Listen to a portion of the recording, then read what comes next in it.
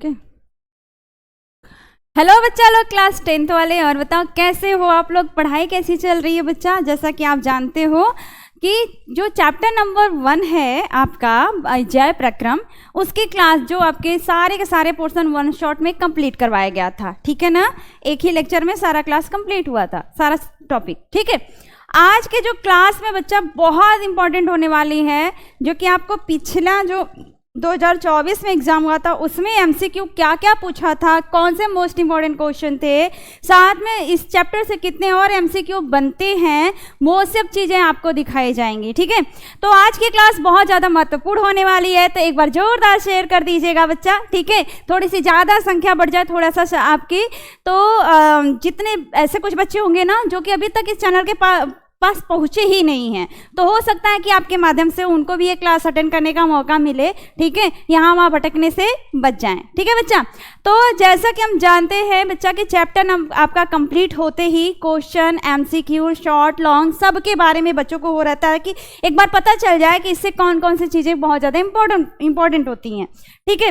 तो वो चीज़ें लेकर आ गए हैं, यानी इस साल का सब। अच्छा हाँ, एक बात और बतानी थी, 20 जून जो देख रहे हो ना, 20 जून, हाँ 20 जून को इस बार उस दिन डे शायद फ्राइडे है, ठीक है, फ्राइडे पड़ रहा है, तो 20 जून को शाम को 7 बजे सब लोग लाइव आना मत भूलिएगा। एक बहुत बहुत बहुत बड़ा सरप्राइज रखा है सभी बच्चों के लिए, ठीक है, तो बिल्कुल मत भूलिएगा। शुभम क्लासेज में शाम को 7 बजे तक आपको 20 जून को आना है, ठीक है, लाइव आना है, क्लियर है ना।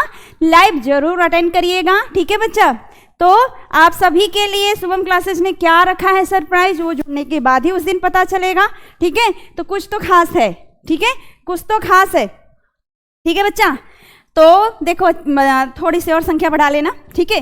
चलिए बच्चा, तो एक बार फिर से सारे बच्चे जो अभी से आए हैं, जो पहले से देख रहे थे, सभी बच्चे का शुभम क्लासेस में बहुत बहुत स्वागत है बच्चा, ठीक है।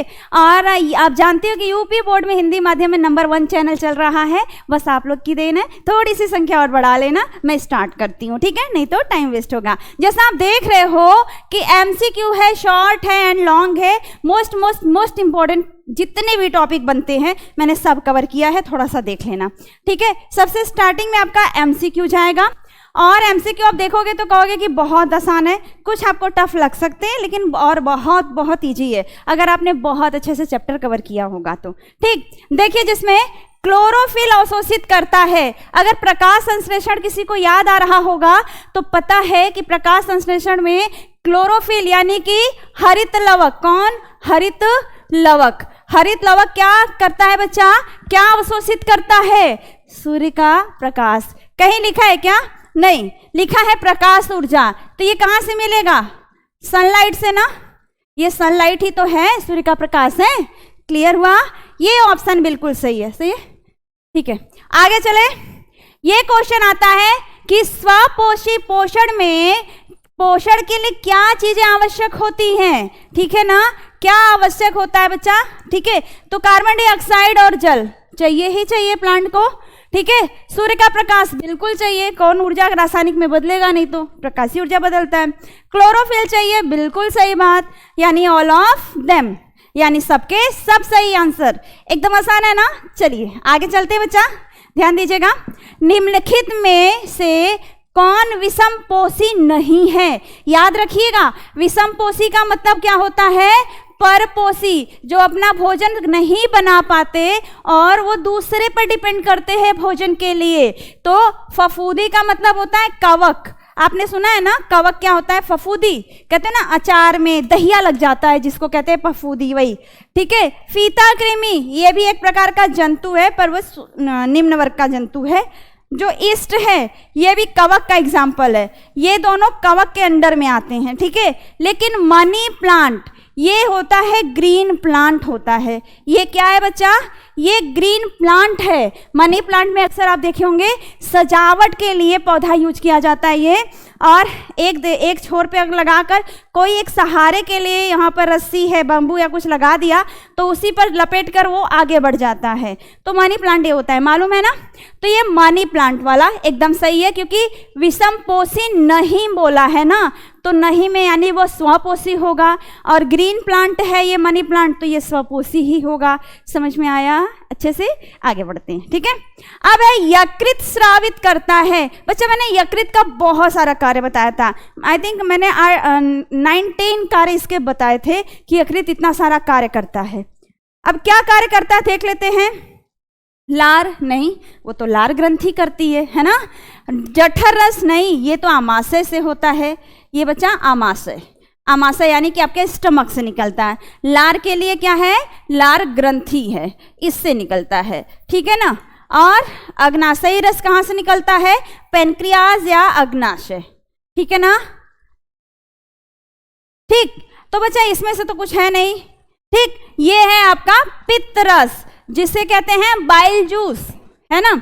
ये निकलता है आपके यकृत से, पित्ताशय में स्टोर होता है, ठीक है, बाइल डक्ट में, और उसी से ग्रहणी में खुलता है और आपके कहाँ पहुंच जाता है? छोटी आंत में। तो आपका आंसर पित्तरस सही होगा। नेक्स्ट क्वेश्चन है, आहार नाल में पेशीय संकुचन को कहा जाता है। जब हम खाना खाते हैं, आहार नाल हमारा कहाँ से स्टार्ट है?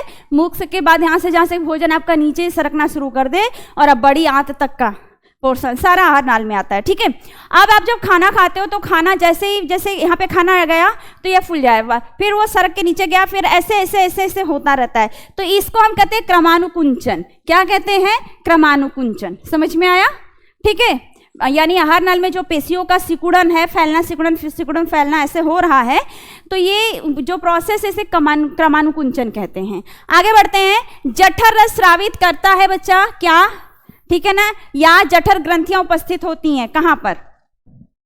अभी मैंने इधर बताया, देखो जठर रस आमाशय बताया था ना, तो बिल्कुल जिसने ध्यान दिया होगा उसका आंसर सही हो जाएगा, ठीक है ना। आगे बढ़ते, ठीक है। हीमोग्लोबिन महत्वपूर्ण भूमिका निभाता है, किसमें निभाता है बताओ?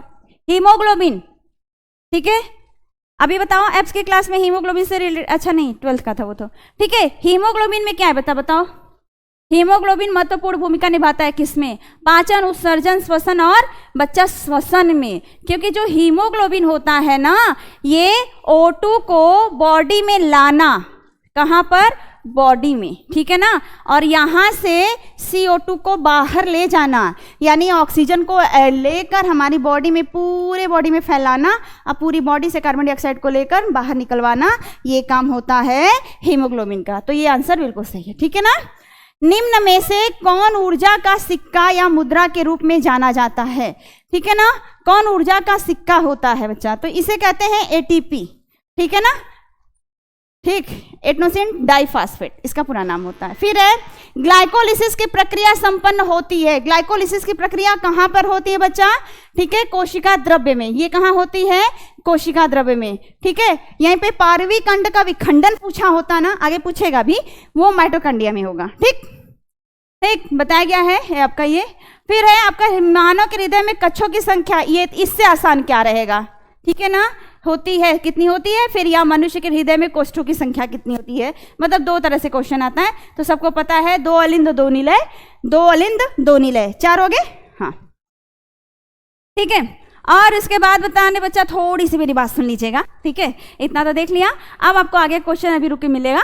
देखिए बच्चा, जैसे ये बच्ची है, क्लास 12th की है, जो कि पूरी टॉप की है, यूपी में टॉप की है बच्ची, है ना।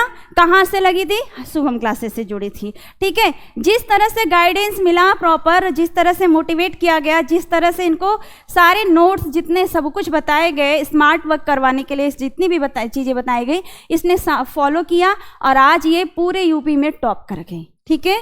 तो वैसे ही आप लोग भी कर सकते हो, तो बच्चा ज्वाइन करना पड़ेगा इसके लिए। और इस समय जो देखो ये नंबर इतना 500 में 486 मार्क्स ला रही है, और ये बच्चा सेकंड रैंकर हैं, जो कि पूरे यूपी में सेकंड मार्क्स पाए थे। ये आपके मैथ के हैं, और ये बच्ची जो थी ये बायो की थी, ठीक है।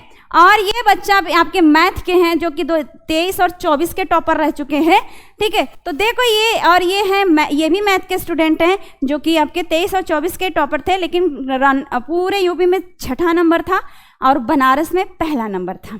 ठीक है, तो ये कुछ आपको एग्जाम्पल उदाहरण दे रहे हैं। इसके क्यों दे रहे हैं जानते हो? ताकि आपको ये विश्वास हो सके हम लोगों पर कि हम लोग कहाँ सच में ऐसा करवाते हैं, और आप ज्वाइन करो, फिर आपके अंदर की जो क्षमता उसे हम लोग निखारें और एक अच्छा सा एक नंबर 1 का रैंक निकाल कर आप में से कोई निकल कर आए। ठीक है, नंबर 1 की बात नहीं करेंगे, 1 2 3 4 5 6 7 8 9 10 तक के रैंक हम लोग यहाँ से निकाल सकें। ठीक है, तो ऐसा मौका दीजिए, तो आप भी जुड़िए।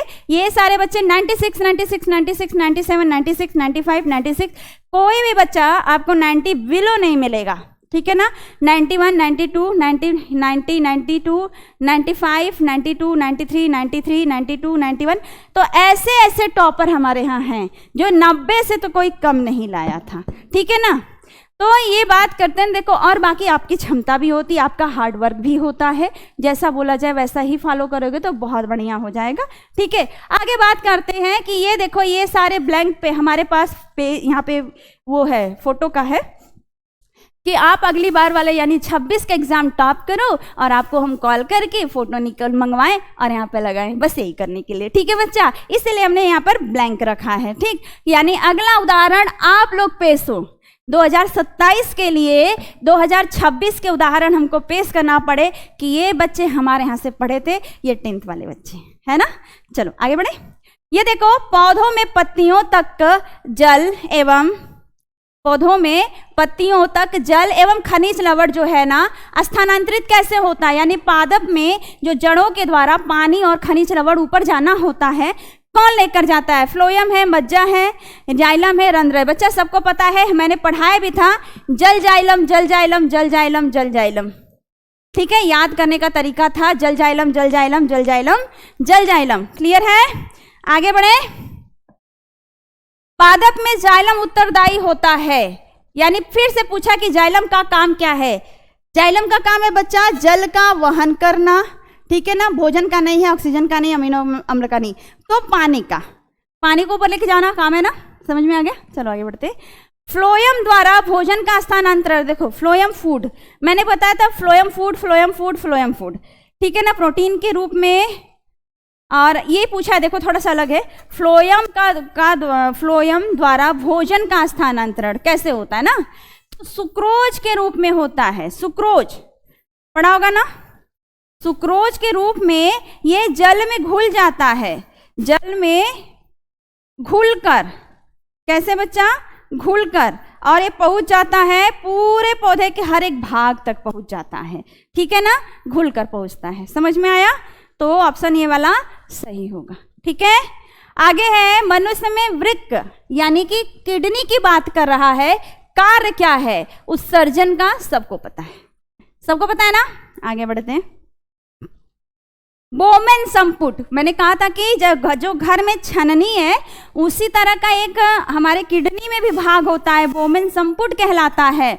तो ये कहाँ मिलेगा बच्चा? वृक्क नलिका में मिलेगा, नेफ्रॉन में मिलेगा। कहाँ मिलेगा? नेफ्रॉन में मिलेगा, नेफ्रॉन में मिलेगा। चीजें समझ में आई? गर्मियों के दिनों में किस कारण दोपहर में पौधे मुरझा जाते हैं? अभी बहुत ज़्यादा गर्मी पड़ रही है ना, आपकी छतों पर पौधे लगाए गए होंगे और वो पौधे अभी आप सुबह में पानी दे दिया है, लेकिन शाम आपको जब आप जाके उसको देखोगे ना तो वो मुरझाया हुआ रहता है। होता है ना ऐसा, पानी सारा सूख गया रहेगा, वो एकदम मुरझा जाएंगे। फिर जैसे ही पानी डालोगे 1-8 घंटे बाद देखोगे एकदम हरा भरा हो जाएगा ना। तो ये वाष्पोत्सर्जन के कमी वो कारण नहीं, वाष्पोत्सर्जन की अधिकता के कारण, प्रकाश संश्लेषण की नहीं, वाष्पोत्सर्जन के अधिकता के कारण ज़्यादा से ज़्यादा वाष्पोत्सर्जन हो जाएगा तो पौधा मुरझा जाता है। चीज़ें समझ में आई? आगे बात करते हैं। कूपिका या वायु कोष्ठिका पाई जाती है। अब बताओ, वायु कोष्ठिका जो वायु को अपने अंदर रखेगी, जाहिर सी बात है हमारा फेफड़ा है ना, फेफड़ों में। ठीक है, कोशिकीय प्रक्रम में ऊर्जा मुद्रा है। ठीक है ना, कोशिकीय प्रक्रिया में ऊर्जा मुद्रा क्या कहा जाता है? यानी इसे सिक्का, ऊर्जा का सिक्का कहा जाता है, ऊर्जा का सिक्का कहा जाता है। ठीक है बच्चा। तो ये किसके लिए? एटीपी के लिए। जैसे हम लोग को सिक्के पैसे चाहिए होते हैं ना अपनी लाइफ स्पेंड करने के लिए, वैसे ही हमारी कोशिकाओं को ऊर्जा चाहिए होती है अपने हर एक काम करने के लिए। वो ऊर्जा एटीपी के फॉर्म में रहती है। एटीपी का पूरा नाम क्या होता है? उधर नहीं बताया था, इधर बता दे रहे हैं। एडिनोसिन डाई फास्फेट, इसका पूरा नाम होता है। ठीक है बच्चा, आगे बढ़े। वह प्रक्रियाएं जिसमें जटिल कार्बनिक अणु सरल में टूटता है, यानी बड़े बड़े खाना जो पार्ट होते हैं, आप भोजन लेते हो और वो इतना छोटे छोटे छोटे छोटे में होके आपकी हर एक कोशिका के अंदर पहुंच जाता है। ये कैसे होता है? देखिए, उपापचयी रहना चाहिए था, गलत लिखा है, उपापचयी। अभिक्रियाओं फिर ए तथा बी होगा दोनों। अपचयी क्रियाएं, सामान्य क्रियाएं, ठीक है ना। तो उपापचयी या अपचयी या दोनों या सामान्य अभिक्रिया। ठीक है बच्चा, तो यहां पर हो जाएगा बच्चा दोनों, ठीक है ना। उपचयी अपचयी, सही सही, वो सही लिखा था, उपापचयी में एक ही आ जाता है, ठीक है ना, ये सही लिखा था। तो ये बच्चा आपका दोनों हो जाएगा, ठीक है। पित्तरस का स्राव होता है या पित्तरस का निर्माण, अभी फिर से पित्तरस आ गया, तो ये बच्चा बोला है पित्ताशय में, नहीं, पित्तरस का स्राव कहाँ से होता है या संश्लेषण? यकृत से होता है, हमेशा यकृत से बनता है, ठीक है। आगे है, केवल जल में घुलनशील होता है विटामिन ए, विटामिन के, विटामिन बी, डी और विटामिन सी। तो विटामिन सी, सी फॉर कैसा? खट्टा, सी से समझ लेना खट्टा।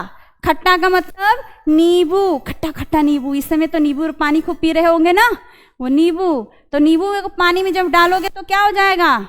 पानी में, तो पानी में डालने के बाद रस बना लेते हो, यानी क्या हो गया? पानी में घुल गया नींबू, है ना। नींबू नहीं, नींबू का रस, ठीक है, घुल गया ना। तो उसमें विटामिन सी पाया जाता है, वो आराम से घुल जाता है। तो ये आंसर सही होगा, ठीक है। ये वाले आंसर सब सही नहीं होंगे, ठीक है। अब बात करेंगे बच्चा चर्मदाह या पेलाग्रा, ठीक है। यह रोग कैसे होता है? निम्नलिखित में किस विटामिन की कमी से होता है बच्चा, ठीक है ना। तो ये है आपका विटामिन B12, इसकी वजह से, ठीक है। आगे है, ये क्वेश्चन आप में है ही नहीं, लेकिन अलग से कहाँ से आ गया, ठीक है। चलो, एटीपी तथा NADPH2 का निर्माण होता है कहाँ पर? माइटोकांड्रिया में, साइटोकाइनिन में? नहीं बच्चा, ये है माइटोकांड्रिया में होता है। यहाँ पर जब पार्विक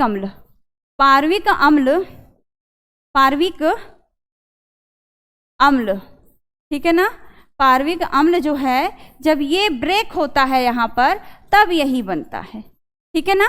ऊर्जा का स्टोर होता है, ऊर्जा जो इस फॉर्म में होता है। प्रकाश संश्लेषण प्रक्रम के दौरान क्या नहीं संश्लेषित होता? क्या नहीं बनता? ऑक्सीजन बनता है, जल बनता है, ग्लूकोज बनता है, कार्बन डाइऑक्साइड यूज होता है, बनता नहीं है, ये यूज होता है। जबकि बोला है क्या? नहीं, यानी संश्लेषित यानी बनना यानी निर्माण होना। तो क्या नहीं बनता है? तो ये नहीं बनता है, ठीक है। आगे देखें, अब है बच्चा किण्वन के बारे में निम्न में कौन सा कथन सत्य नहीं है? किण्वन का मतलब होता है एक तरह का अनाक्सी श्वसन, एक तरह का अनाक्सीय श्वसन है, ठीक है बच्चा। तो ये क्या सही नहीं है? तो यह ऑक्सीजन की अनुपस्थिति में होता है, ये एकदम सही है, एकदम सही है ये। यह प्रक्रम ज्यादातर ईस्ट में होता है, ये भी एकदम सही है। इस क्रिया में पार्विक अम्ल या पारुवेट या पार्विक अम्ल CO2 व एथेनॉल में परिवर्तित होता है, ठीक है। यह क्रिया माइटोकांड्रिया में होती है। तो बच्चा ये भी सही था, ये सही नहीं है, जब क्योंकि किण्वन की क्रिया हमेशा कोशाद्रव्य में होती है। कहाँ होती है? कोशाद्रव्य में होती है। तब ये आंसर बिल्कुल ये वाला सही है कि माइटोकांड्रिया में संपन्न होता है। जबकि पूछा था क्या सही नहीं है, तो ये गलत है, क्योंकि ये कोशाद्रव्य में होता है। ये माइटोकांड्रिया बताया है, तो ये गलत है।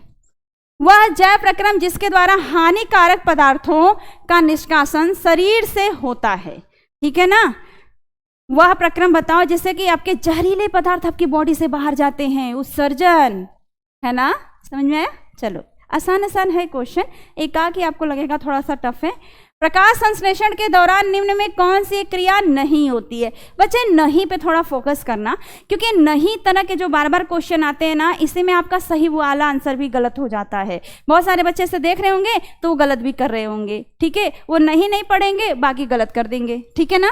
तो नहीं को नहीं मत लेना, नहीं को अच्छे से पढ़ लेना, ठीक है। तो बोला है कौन सी क्रिया प्रकाश संश्लेषण के दौरान नहीं होती है?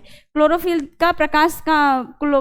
द्वारा प्रकाश का अवशोषण ये होगा, प्रकाश ऊर्जा को रासायनिक ऊर्जा में ये होगा, कार्बन डाइऑक्साइड का कार्बन अपचयन ये है, ग्लूकोज का ये बच्चा नहीं होता, ठीक है ना। ग्लूकोज का पारविक अम्ल में विखंडन ये श्वसन में होता है। ये कहाँ होता है? रिस्पिरेशन यानी श्वसन में होता है, तो ये गलत है, ठीक है, ये वाला, ठीक।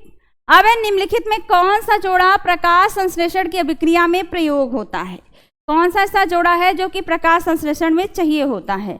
आप लोग भी देख रहे होंगे, यह देखिए कार्बन डाइऑक्साइड तो दिया है बट O2 भी दे दिया है, तो एकदम गलत हो गया ना।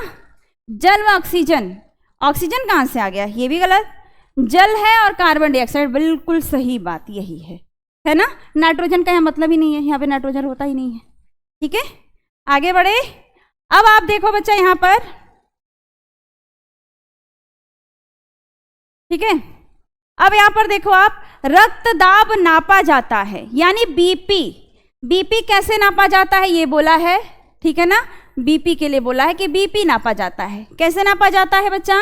स्फेग्नोमैनोमीटर है, माइक्रोस्कोप है नहीं, माइक्रोमीटर है नहीं, ठीक है ना, या स्टेथोस्कोप है। तो बीपी किससे नापा जाता है बताना। तो बहुत सारे बच्चे ऐसे जानते होंगे ना, ठीक है, सबको पता होगा कि स्फेग्नोमैनोमीटर से ही नापा जाता है, सबको पता होगा, ठीक है। आगे बढ़ते हैं। मानव मस्तिष्क की रचना और क्रियाविधि का पर संक्षिप्त वर्णन। देखो ये, अब देखो एक मिनट यहाँ से देखो, ये 2024 में इससे क्वेश्चन आया था ना, तो एक सेट ये था आईपी, उसमें ये क्वेश्चन था बीपी का, और ये क्वेश्चन ब्रेन से रिलेटेड आईपी में आया था कि मानव मस्तिष्क की, देखो लोग जो बोलते थे ना कि ब्रेन नहीं पढ़ना है, देखो लेकिन ये ब्रेन का है ना, ये सेकंड चैप्टर को हो गया है, चलो इसको छोड़ो, ये वाला ब्रेन वाला ये नहीं पढ़ना है क्योंकि ये सेकंड चैप्टर का है ना, इसमें नहीं जानना है, लेकिन ब्रेन से क्वेश्चन आता है, ये आप देख लिए, ठीक है। अब है स्वपोषी पोषण के लिए आवश्यक है, ये भी एक क्वेश्चन बनकर आया है, ये आपके 2024 का, ठीक है। स्वपोषी पोषण के लिए क्या आवश्यक है? कार्बन डाइऑक्साइड व जल, सूर्य का प्रकाश, क्लोरोफिल। अभी ये सेम क्वेश्चन उधर आया था कि स्वपोषी पोषण में क्या क्या चाहिए होता है, तो CO2 चाहिए, जल चाहिए, और आपको क्या चाहिए? क्लोरोफिल चाहिए, सूर्य का प्रकाश। तो बच्चा सब के सब चाहिए, देखो क्वेश्चन आया था, ये अभी आ गया।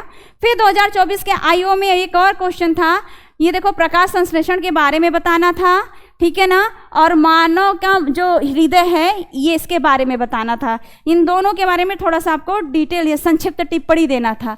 क्या करना था? संक्षिप्त टिप्पणी मांगा था, तो इस चीज का विशेष ध्यान दीजिएगा, ठीक है ना। ठीक, ये भी आपका क्वेश्चन चैप्टर नंबर 2 से है, इसको नहीं बताएंगे अभी, ठीक है। मानव में, ये पौधों में प्रकाश संश्लेषण उत्पाद होता है, यानी कि प्रकाश संश्लेषण के बाद क्या बनता है?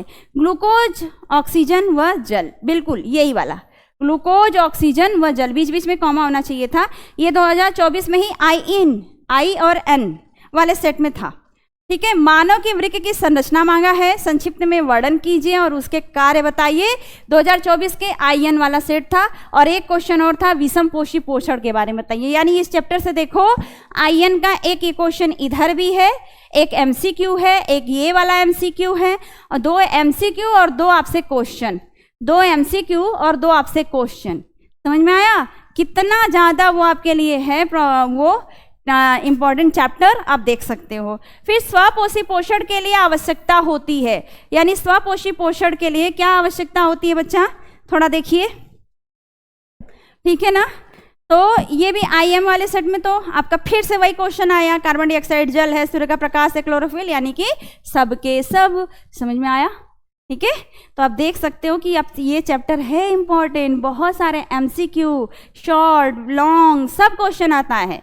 फिर ऑक्सीजन की उपस्थिति में पायरुवेट का ऑक्सीकरण कोशिका के किस भाग में होता है? ऑक्सीजन के उपस्थिति में जो पायरुवेट है ना, ये ब्रेक होता है, ये कहाँ पर होता है? तो ये मैंने अभी जस्ट कई बार बताया कि माइटोकॉन्ड्रिया में होगा, तो बिल्कुल सही है। ये देखो आपके 2024 के IM वाले सेट में था। मनुष्य में ऑक्सीजन तथा कार्बन डाइऑक्साइड का परिवहन कैसे होता है? मनुष्य के हृदय की संरचना और उपयुक्त चित्र की सहायता से वर्णन कीजिए। IM के सेट में ये देखो 2 क्वेश्चन आया है। एक आपका कार्बन डाइऑक्साइड और ऑक्सीजन का परिवहन बताना है, ठीक है, हीमोग्लोबिन के द्वारा, ठीक है, और दूसरा आपको हृदय के आंतरिक संरचना के बारे में बताना है। यानी आप चैप्टर देख रहे हो कि कितना इंपॉर्टेंट आपके लिए बन रहा है। चीजें समझ में आई? क्लियर है? अब देखो पौधों में फ्लोएम का कार्य होता है।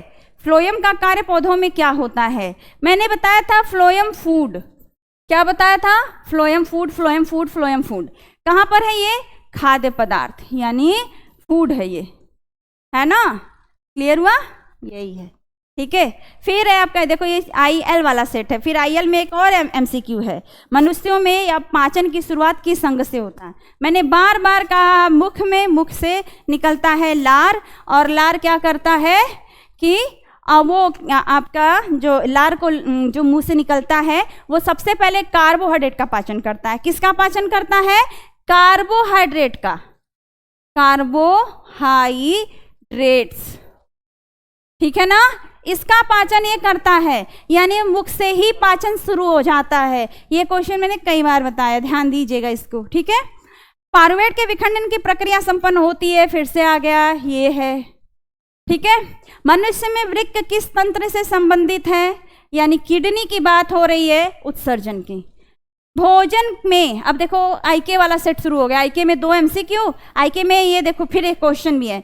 भोजन के पाचन में लार की भूमिका पूछा है, ठीक है। लार उस भोजन को लुगदी बनाएगा, उसको और क्या करेगा उसमें मिलकर, और उसको थोड़ा सा इस तरह बना देता है चिपचिपा सा, ताकि आसानी से आपके आहार नाल से यहाँ गले से सरक कर आपके आमाशय तक जा सके, ठीक है, लुगदी बनाने में। और आप इसी में लाइसोजाइम होता है जो सूक्ष्म जो होते हैं हानिकारक जीवों को उनको नष्ट करने का काम करता है, ठीक है, इसीलिए जरूरी होता है। एमाइलेज रहता है जो भोजन में कार्बोहाइड्रेट का पाचन भी करता है।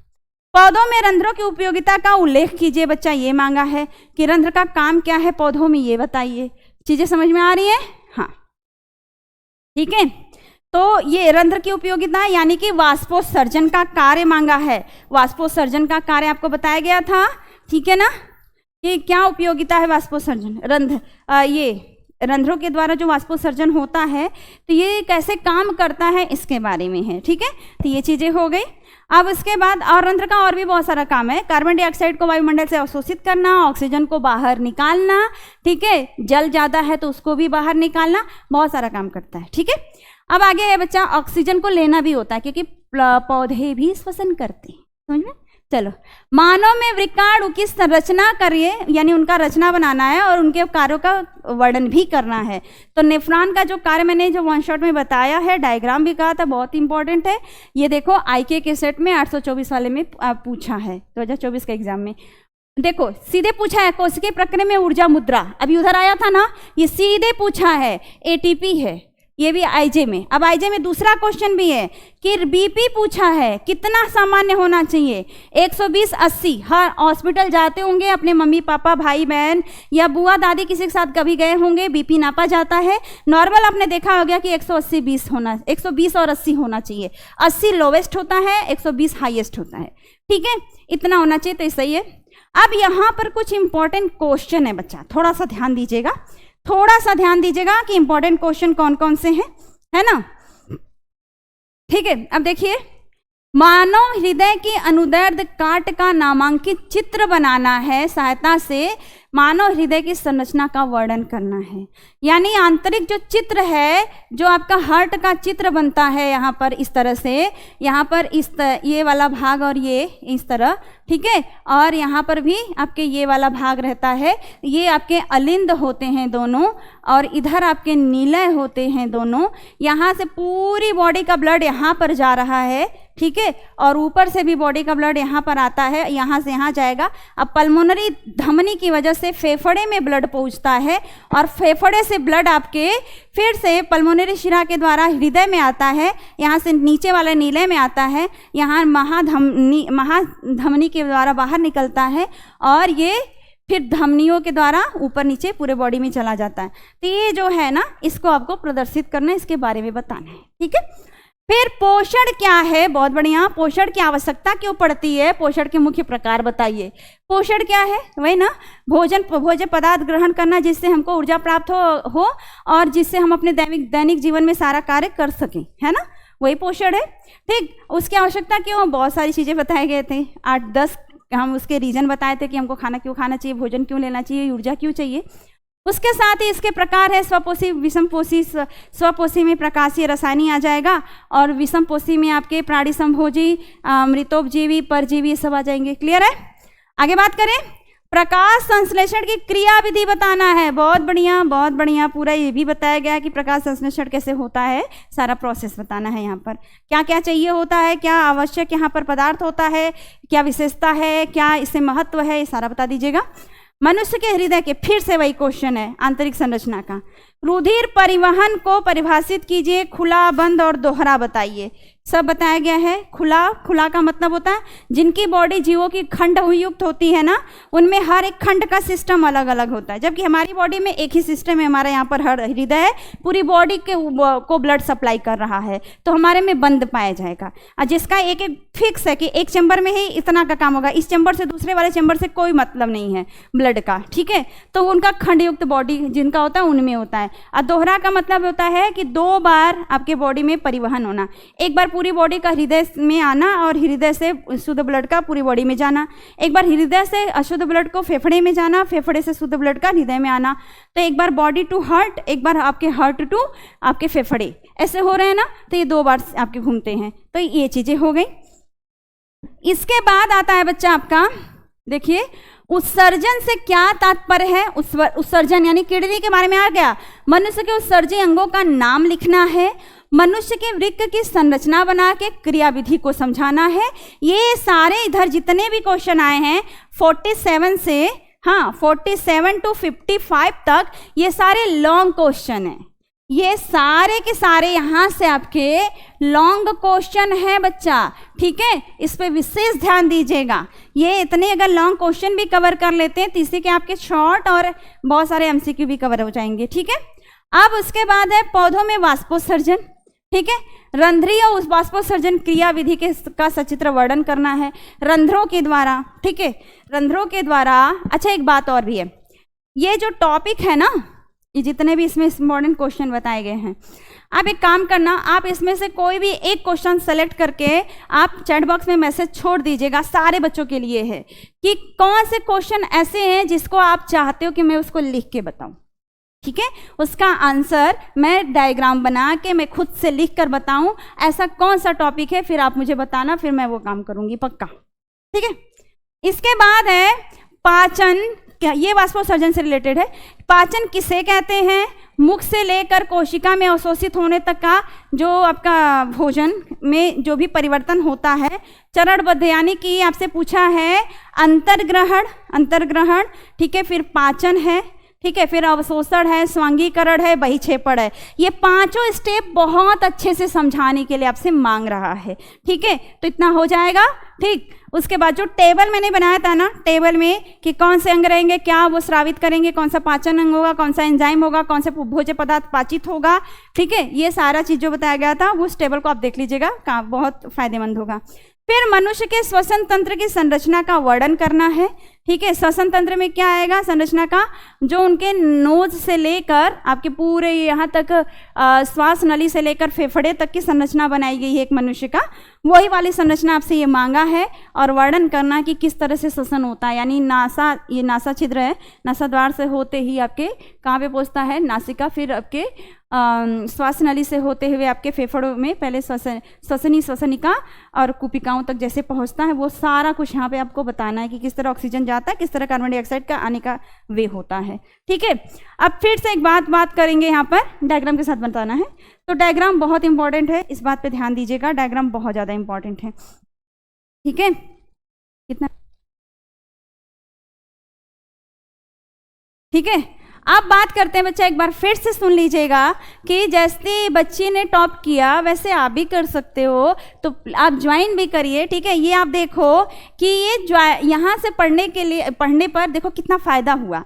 एक तो यहाँ से टॉपर, पूरे यूपी की टॉपर, अपने डिस्ट्रिक्ट की टॉपर, अपने स्कूल की टॉपर, मतलब उसको कितना प्राइज़ मिला होगा ना। तो ये अपने आप में एक प्राउड मोमेंट होता है कि एक बार पूरे यूपी को टॉप कर जाओ, तो जिस चैनल पे रहोगे वहाँ पर टॉप कर मानो जाओगे, अब वहाँ से भी तो प्राइज़ मिलना ही मिलना है। ये देखो 1,51,000 यहाँ से प्राइज़ ले गई हैं ये, ठीक है। और उसके साथ आपको डिस्ट्रिक्ट लेवल पे बुलाया जाएगा, फिर आपको स्कूल पे बुलाया जाएगा, हर जगह आपका प्रचार हो जाएगा, और ऊपर से आपके जो रिलेटिव हैं एकदम वो हो जाएंगे, है ना। तो बहुत अच्छी बात है, जरूर ज्वाइन करिए बच्चा। ये भी बच्चा किया तो इनके भी तो ये सेकंड रैंक पर हैं, लेकिन टॉप तो है बच्चा। अपने आप में 484 नंबर लाना बहुत बड़ी बात होती है, ठीक है। वैसे ही आप भी कर सकते हो, ठीक है। और एक चीज़ है, ये सब चीज़ें बता ली है, यहाँ ध्यान दीजिएगा जब आपको क्या क्या फ़ायदे होंगे। देखो एक चीज़ यहाँ पर लिया, एडमिशन का जो एग्ज़ाम का वो दिया, फीस दिया गया है आपको एडमिशन का, कितना दिया गया है देख रहे होंगे, 1999 रुपये, है ना। लेकिन एक काम करना और आपका काम हो जाएगा आसान, ठीक है। जब आप एडमिशन लेने जाओगे तो वहाँ पर जो कूपन, जब आपको वहाँ पे फीस पेमेंट करने जाओगे तो वहाँ पे कूपन कोड मांगेगा, और वहाँ पर आप लगाइएगा मेरा नाम, ठीक है, सोनम मैम। हाँ, ये दोनों के बीच में गैप भी हो सकता है या साथ में भी हो सकता है, सोनम मैम। अगर आप कूपन कोड में ये आप दोनों में से कोई भी यूज कर लेते हो तो आपके कम से कम 200-300 रुपये बच सकते हैं। 1600-1700 रुपये में आपका एडमिशन हो जाएगा बड़े आराम से। और एक बात है, आप अगर ऑफलाइन कहीं आप पता करने गए होंगे कोचिंग, तो वहाँ पर आपको 800 रुपये या 1000 रुपये भी अब हो गए होंगे, आपको एक मंथ का फीस होगा ना। यहाँ पर आपको पूरे 1600-1700 रुपये में पूरे साल की फीस है, आखिरी एग्ज़ाम तक की फीस है बच्चा। तो क्यों ना हम ज्वाइन करें, ऐसे मौके को हाथ से नहीं जाने देना चाहिए, ठीक है। तो बिल्कुल ज्वाइन करिए, लाइव क्लासेस मिलेंगे, टॉपर्स के नोट्स मिलेंगे, स्मार्ट क्लास के नोट्स मिलेंगे, चैप्टर वाइज इंपॉर्टेंट क्वेश्चन जो अभी मैंने करवाया है ना। इसके साथ आपको 1 शॉट रिवीजन भी मिलेगा, ठीक है। साथ में लास्ट ईयर के क्वेश्चन पेपर, डाउट क्लासेस जो कि चलती हैं ऐप्स पर, बच्चों से आप पूछ सकते हो।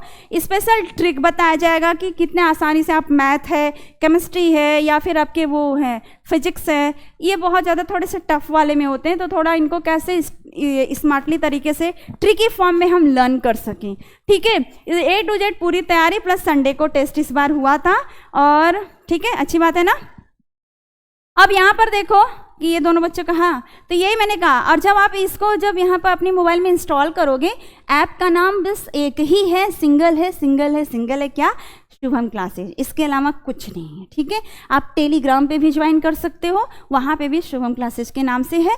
जब यहाँ आप अपने मोबाइल में इसको इंस्टॉल करोगे तो 100K प्लस डाउनलोड्स देखकर ही करना, ये सबसे बड़ी बात है। अगर कम ज़्यादा इधर उधर हुआ ना तो आप दूसरा चैनल, क्योंकि शुभम क्लासेज से बहुत सारी फेक ID से भी चैनल चलते हैं, ठीक है। अब चलिए देखिए, इसका ये नंबर है 7084817009, जिस पे आप कॉल करो, मैसेज करो, जिससे आपको ज्वाइन करना है तो तुरंत आपको ज्वाइन करवाने का प्रोसेस स्टार्ट हो जाएगा, ठीक। फिर आपको भेजा जाएगा बार कोड में जब आप फीस पेमेंट करना तो बिल्कुल वहां पर यूज कर लेना सोनम मैम, कूपन कोड में मांगेगा बच्चा, श्योर मांगेगा, ठीक है। ये आप यूज कर लेना, बस आपका काम हो गया। बस आप इसको तुरंत ही आप फीस पेमेंट करके आपको ज्वाइन करा लिया जाएगा, ठीक है बच्चा। तो आज के लिए सिर्फ इतना ही, मिलते हैं नेक्स्ट वाली क्लास में। कैसा लगा क्लास जरूर बताइएगा। Have nice day everyone.